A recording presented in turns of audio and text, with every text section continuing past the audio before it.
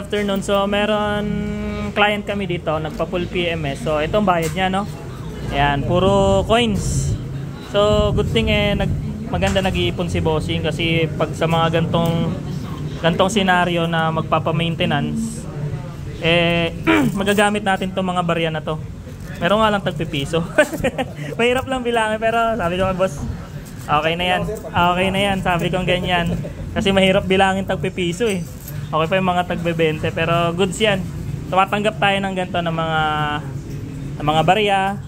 So, wag lang lahat tagpipiso kasi mahirap bilangin. So, ayun.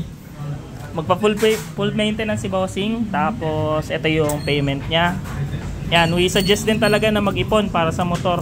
Kasi once na may motor or may sasakyan tayo, nangangailangan talaga ng maintenance. So, kahit every 1 month magtabi tayo para sa motor.